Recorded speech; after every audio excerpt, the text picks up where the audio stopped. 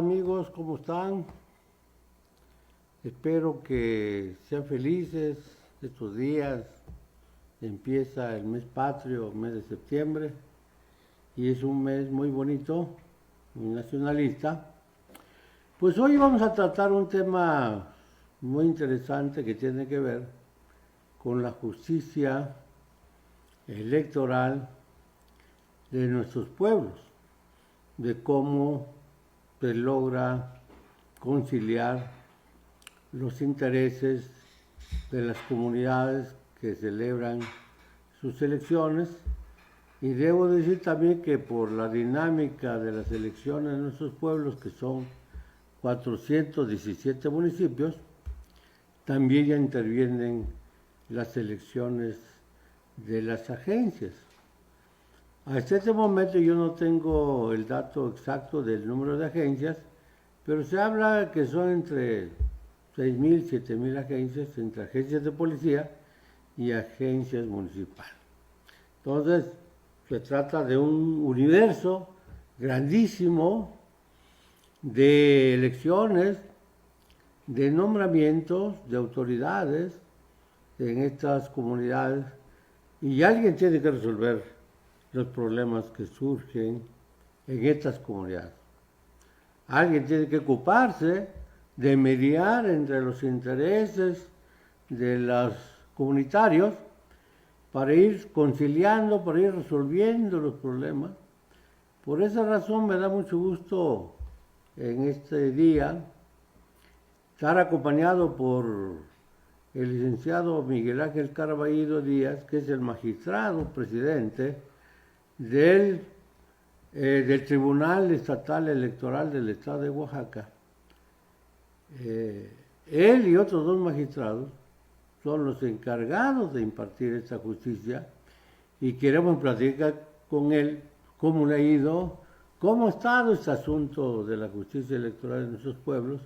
Y me da mucho gusto, magistrado, estar contigo. Muchas gracias por haber aceptado la invitación, de que hoy vamos a platicar sobre ese tema. Y debo decirle que Miguel Ángel Carballido es un servidor público de muchos años, no está tan grande, pero tiene muchos años en servicio público, oaxaqueño, distinguido oaxaqueño, pero además un amante del derecho. Él estudió derecho, magistrado. Entonces saben que para ser magistrado hay que ser conocedor del derecho. Magistrado Carballido, bienvenido. Muchas gracias. ¿Cómo estamos? ¿Cómo vemos el asunto de la justicia electoral en los pueblos indígenas? Bueno, antes que nada, agradecer la invitación, enviar un afectuoso saludo a quienes nos ven, nos escuchan a través de esta emisión. Efectivamente, este año 2019 es muy importante, muy relevante para la justicia electoral de los pueblos y comunidades indígenas del estado de Oaxaca. Lo es porque en este año se habrán de renovar 417 ayuntamientos, cada uno regido por su propio sistema normativo, y empezarán en algunos casos las elecciones de autoridades auxiliares, aun cuando el mayor número de ellas celebran sus elecciones el próximo año. 417 elecciones se dice fácil, pero este año es realmente un número muy importante. Confluyen quienes renuevan su autoridad municipal cada 3 años, con las que lo hacen cada 2 años y los que la hacen anualmente, por supuesto, y por eso es este número. Pero no pueden pasar de 3. Efectivamente, digamos que constitucionalmente la duración del cargo de concejal es por 3 años. Sin embargo, en virtud de la reforma constitucional 2014-2015, se abre la posibilidad de la reelección, primero dirigida a los ayuntamientos que se rigen por el sistema de partidos políticos, pero eso permitió también abrir el abanico. No podemos juzgar de una manera a los de partidos políticos y otra a los de sistemas normativos, Y en esa virtud ya en varios municipios de la entidad hemos tenido el tema de la reelección de concejales cuando su asamblea así lo decide. Esto es congruente primero con lo que establece la Constitución Federal, con lo que establece la Constitución del Estado y congruente con la autonomía de la que gozan los pueblos y comunidades. Ellos deciden entonces si se reeligen o no. Pero ese es un tema muy interesante, magistrado, porque entonces los municipios que eligen cada 3 años su autoridad pueden durar hasta 6. Efectivamente. Y la pregunta es si los que eligen cada año pueden durar hasta 2 nada más. Pensando en la lógica, que si mi duración es de 1 año, nomás puedo tener chances de una reelección.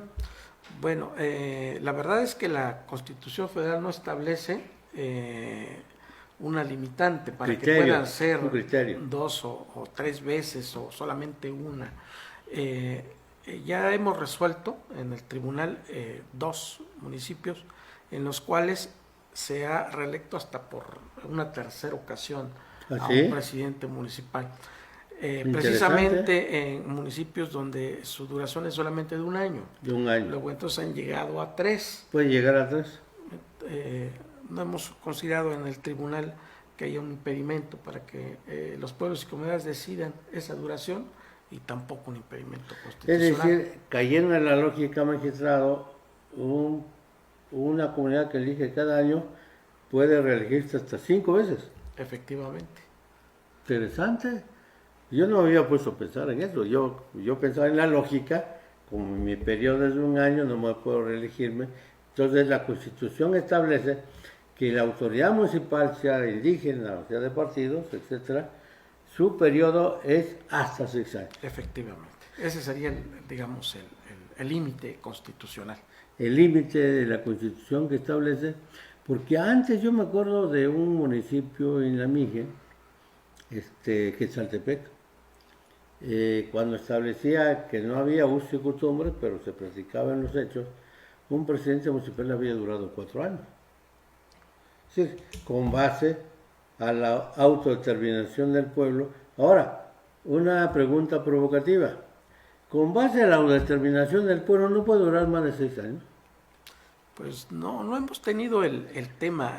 Mi visión particular es que sí, porque hay un principio sobre el que está montado todo el reconocimiento de los sistemas normativos. Ese principio es la maximización de la autonomía de los pueblos y comunidades. Muy bien. Si ellos deciden que esa sea la manera, claro, nosotros tenemos que respetarlo. Hay que recordar que hay 2 momentos de reconocimiento institucional por parte del Estado de lo que deciden los pueblos y comunidades. Uno es las decisiones que toma el Consejo General del Instituto Estatal Electoral, y otra es, en caso de que haya una controversia, los tribunales.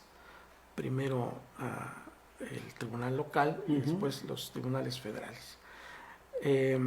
Mi criterio, sin que esté todavía sustentado en una sentencia, es de que sí, de que pueden durar más de esos 6 años, si la comunidad está perfectamente de acuerdo en que así sea. A mí me parece muy buena esta tesis, que si hay autodeterminación, la comunidad que autodetermina para sí misma, pero los otros oponentes de esa tesis van a decir, pues, dictadura, cachicazgo, etcétera, etcétera. ¿No tenemos miedo a eso? Afortunadamente creo que en este tema ha habido una gran amplitud de debate, ha existido la posibilidad de contrastar ideas y por supuesto habrá quienes se opongan a una medida de esta naturaleza, pero creo que la inmensa mayoría, sobre todo los que viven estos sistemas, estarán plenamente de acuerdo. No estarían violentándose la paz y el orden interno de los pueblos y comunidades si es que respetamos sus decisiones. Pero esto no va contra la costumbre, porque lo que está rigiendo el uso y costumbre son la costumbre. No es una violación a la costumbre el hecho de que puedan cambiar la periodización. Es una pregunta muy interesante. Por supuesto que la costumbre se va formando con la repetición de actos durante el tiempo y la aceptación de estos. Pero también hay jurisprudencia de la Sala Superior del Tribunal y criterios establecidos también por el Tribunal Local, en el sentido de que el principio fundamental es la autonomía, la autodeterminación. Los pueblos deciden. Y si los pueblos deciden cambiar, modificar su costumbre, es plenamente válido si la Asamblea en su conjunto así lo decide. Esto es, convive estos dos principios, pero siempre maximizándose la autonomía. Por eso es que decimos que los regímenes internos, los sistemas normativos, son flexibles, en el sentido de que también el tiempo, la circunstancia, puede hacer que las asambleas tomen determinaciones distintas a las que se han tomado en el pasado. Por ejemplo, esta, que pudieran modificar su fecha, sus formas de votación, etc. Aquí lo relevante, lo importante es respetar lo que decidan los pueblos y comunidades. Si ellos deciden transformar su costumbre, así tendrá que ser. Ahora, esto me lleva a una cuestión ahora entramos en la cuestión de la justicia. Preguntarle, magistrado, ¿qué es la justicia electoral en este sistema normativo? ¿Cómo se podemos definir esta justicia? Bueno, la definición del término de justicia ha ocupado el pensamiento de los juristas y de los politólogos de siempre. Desde la definición aquella de Ulpiano de dar a cada quien lo que le corresponde. Sin embargo, este concepto de justicia ha evolucionado también y por supuesto en este momento la justicia es el reconocimiento de la dignidad del ser humano. Esto es un régimen que se precie ser justo, tiene que respetar ese parámetro mínimo, el respeto a los derechos humanos. Y la justicia electoral es precisamente eso. Recordemos que la Constitución General de la República, en su artículo 2, establece un límite para el respeto a los usos y costumbres, a los sistemas normativos. Ese límite es precisamente el del respeto a los derechos humanos. De manera textual, la Constitución habla del respeto a los derechos humanos. La principal función de los órganos jurisdiccionales es esa, hacer que se respeten los derechos humanos. Y dentro de esos derechos humanos, por supuesto están los derechos colectivos de los pueblos y comunidades indígenas, y dentro de esa colectividad también los derechos de cada uno de sus integrantes. Yo diría, en síntesis, que la justicia electoral precisamente se define a partir de eso, de velar por los derechos humanos de los pueblos y comunidades, pero también velar por el derecho fundamental de todos y cada uno de sus integrantes. Pero yo pienso, a ver, es velar por los derechos fundamentales. Como Tribunal Electoral no estaremos extralimitándonos en nuestra función cuando lo que debemos de fijarnos es en el proceso electoral. No, por supuesto que no lo creo así, y no es solamente una creencia subjetiva mía, es una reflexión que han hecho fundamentalmente los tribunales, fundamentalmente la Corte Interamericana de Derechos Humanos, fundamentalmente el Tribunal Electoral del Poder Judicial de la Federación, y en general todos los tribunales. O sea, el derecho electoral no se queda solamente en el procedimiento, en el tema instrumental, sino que tiene que ir al fondo, tiene que analizar precisamente el respeto a la dignidad humana y tiene que respetar los derechos fundamentales de cada ciudadano, y en este caso también los derechos colectivos de los pueblos y comunidades. Si no hubiera ese estudio de fondo, simplemente estaríamos en un derecho formalista que no resuelve de fondo los conflictos. Hay que ir más allá siempre, tutelar primero el derecho. No solamente el procedimiento, entonces, ¿cuáles serían los temas fundamentales de la justicia electoral en los pueblos? Bueno, en los pueblos hay principios básicos. Ya dije, el principal sobre el que se fundamenta todo el andamiaje es el respeto a la autonomía. Pero Uno, la autonomía. Sí. O sea, todos los pueblos, las comunidades tienen el derecho de realizar sus elecciones, nombrar sus autoridades de acuerdo a su costumbre y de acuerdo a lo que determine la Asamblea. Efectivamente. Siempre y cuando respetando la dignidad humana. Efectivamente. Ese es el primer punto. Esos son, digamos, los principales pilares del sistema judicial electoral en materia de sistemas normativos internos. Pero hay una autoridad que determina el procedimiento y determina hasta dónde llegan esas, que es la Asamblea. Sí, hay que recordar que nuestro código electoral, nuestra ley electoral establece un procedimiento. Primero, el aviso que tiene que dar la autoridad municipal a la autoridad electoral de cuál es su sistema normativo, de cuáles son las características que se utilizan en cada uno de los pueblos y comunidades. Y en el caso de que no se haga este aviso oportunamente, pues la sanción es de que tendrá que considerarse como parámetro la elección anterior. Luego el instituto... No puede haber vacío. El instituto, el Consejo General, conoce de esa notificación y aprueba el catálogo de elecciones por el sistema normativo indígena. Y digamos queda que como la norma. Como la norma, y ese es el referente sobre el cual se va a juzgar posteriormente si una elección fue realizada de manera correcta.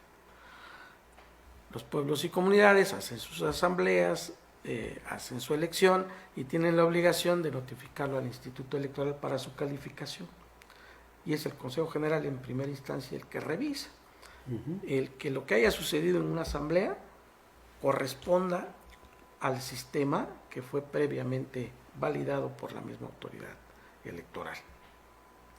Si alguien está en desacuerdo con esa decisión de declarar válida o no una elección, pues puede ocurrir a los tribunales, y los tribunales pues también hacen un análisis en base a lo que está establecido como antecedente histórico, a las circunstancias particulares de la elección que se está analizando y por supuesto al parámetro convencional, nacional y local para juzgar este tipo de asuntos. Entonces, el primer problema que surge en este tipo de elección, la justicia, es la aprobación del sistema normativo que va a operar para ese año.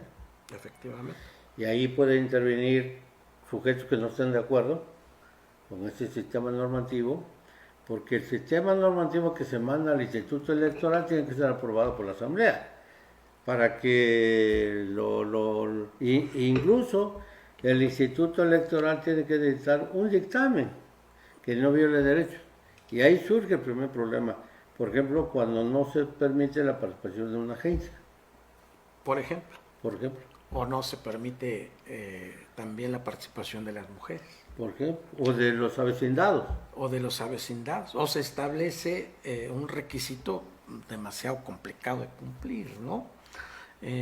Precisamente tenemos en el tribunal un par de asuntos que estamos revisando, donde primero la autoridad municipal, no la asamblea, establece nuevos requisitos para participar en la elección. En este caso no es válido porque no fue aprobado por la asamblea. Vamos a suponer que lo haya sido, para ilustrar el ejemplo. Pero bueno, en este caso no fue la asamblea, fue el ayuntamiento que está en funciones. Ellos dicen, bueno, no solamente hay que cumplir con lo que siempre ha exigido la asamblea. Ahora vamos a pedir adicionalmente a esto que los candidatos sean casados, que tengan una familia. Tiene lógica, porque un hombre casado es más ecuánime va tranquilo, tiene una responsabilidad, ¿no? Está muy bien. No está mal. Pero ¿qué sucede con un hombre o Soltero. una mujer de 30, 40 años que cumple con todos los requisitos, con sus tequios, con sus Claro. aportaciones, tiene en los municipios que tienen sistema de cargos ya los cumplió y lo único que le falta pues es el matrimonio? No prejuzgo, está en análisis, pero así es como se plantea Muy el tema. interesante eso, ¿eh? Así Muy es como se interesante. plantea. Son los pueblos que dicen, bueno, hay que poner este requisito, hay que quitar este otro, lo someten a consideración del Instituto Electoral, el Instituto Electoral determina si sí o si no, procede, ¿no? bajo la luz del respeto de derechos humanos, fundamentalmente. Pero es un requisito para ser autoridad. Bueno, Sí, claro. es un requisito como cualquier otro. Por ejemplo, en el mundo occidental, si no tengo mi credencial de votar, pues no voto. Y nadie me alega que me están perjudicando mi derecho humano. Es un requisito que tengo que llevar la credencial por cuestión de control. Y si no me permiten votar, pues no, creo que el derecho humano no me permite, y reclamar que por qué no me dejaron votar porque no tenía la credencial.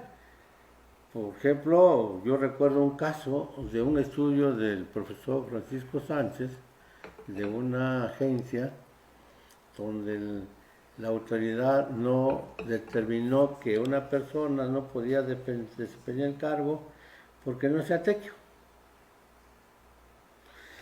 ¿Cuál es el límite de ese derecho humano y procedimiento electoral? Que es muy interesante en el caso del tribunal, ¿no?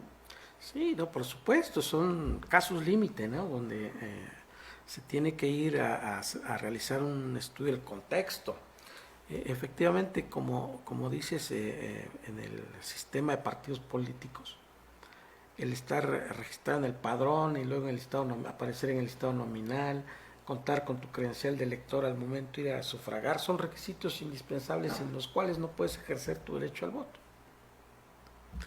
En las comunidades indígenas, en algunas te piden o no la credencial de elector y son otros ¿no? los requisitos y los que hagas tequio. Efectivamente, por ejemplo, ¿no? O que cooperes, por ejemplo, el caso de pueblos serranos, muchos pueblos que hay mucha gente en Estados Unidos, no hay impedimento de que el que vive en Estados Unidos tiene que ir a desempeñar el cargo, sí, a pesar que no vive ahí, que es un requisito a veces de vecindad para desempeñar un cargo, pero ahí no vale porque es su obligación contribuir al pueblo. O los sistemas escalofonarios rígidos que existen también en los pueblos, ¿no? Así es. Y todavía existen algunos pueblos estos de que la autoridad tiene que ir a jurar a la iglesia. Por supuesto, Sí, todavía en muchos municipios de nuestro estado tienen esas prácticas, ese sincretismo entre las prácticas que son exclusivamente religiosas, son de ese pueblo, pero tienen que ver con la religiosidad, con un sistema también escalafonario de servicio en el templo, y están entreverados con las responsabilidades civiles, y no puedes crecer en tu carrera civil como aspirante a un cargo de elección popular si no has cumplido con lo otro. Y la obligación del juzgador es hacer un estudio integral de lo que está sucediendo en esa comunidad, en ese pueblo, y a partir de ahí juzgar. Si ese requisito, por ejemplo, de ser, no sé, casado, o de cumplir o no cumplir con una responsabilidad en la iglesia, pueden o no ser motivo de la nulidad de una elección o de la declaratoria de no inelegible para uno de los ciudadanos. Esa es la riqueza de nuestros sistemas normativos. O al revés, hay casos donde el muchacho de 14, 16 años que se casa, entra ya al servicio público municipal.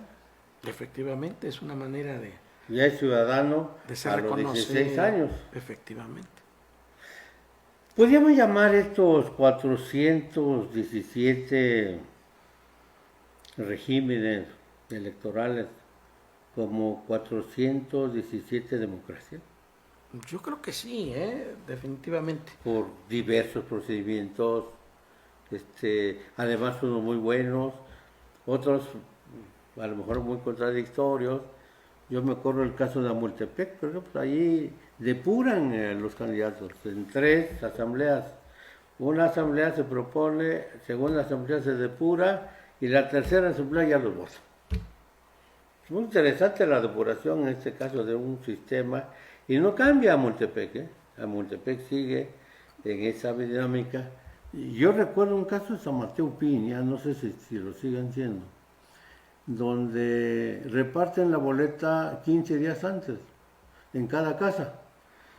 Y en la casa pone a quien quiere que sea presidente, regidor, etcétera. Se nombra un comité municipal y ese día se entrega, un día de esa fecha se entrega, se nombra un consejo municipal que cuenta. Hay alguien que gana la presidencia municipal pues con 20 votos, 30 votos, porque se dispersa la votación. Y además en San Mateo Piñas un muchacho que se egresó de la universidad, quiso ser proselitivo y el pueblo dijo, aquí no se vale proselitivo. Quiso convencer a cada casa que él quería ser presidente, pues anuló la elección en el caso de él. Dijeron, no, aquí no se vale proselitismo. Aquí la gente es libre en cada hogar de discutir si quiere a quién quiere como candidato o como presidente municipal. ¿Cómo la ves? Sí, Ese sistema. claro, y tienen similitudes los pueblos en algunas prácticas. Esta que mencionas de prohibir el proselitismo es muy extendido, casi todos los municipios prohíben el proselitismo antes de la asamblea. Muy cerca, por ejemplo, San Bartolo Coyotepec, si alguien de los que quiere, aspira o anhela ser autoridad, lo sorprenden haciendo algún tipo de proselitismo, la propia asamblea como una sanción impide que lleguen, ¿no? Porque de alguna manera el proselitismo es cierta manipulación, cierta... Al parecer así lo entienden, ¿no? Yo no lo veía así, pero ellos sí. Ellos creen que es algo incorrecto, algo indebido, algo que ellos ventajoso. algo ventajoso y que todos tienen que entrar en condiciones de igualdad a la asamblea comunitaria y la asamblea es la que tiene que decidir. Quizás como modelo democrático pues sea algo muy correcto. Interesante. Interesante, sí. Pues la verdad, magistrado Carballido, esta plática pues tiene que seguir porque estamos muy metidos en este tema.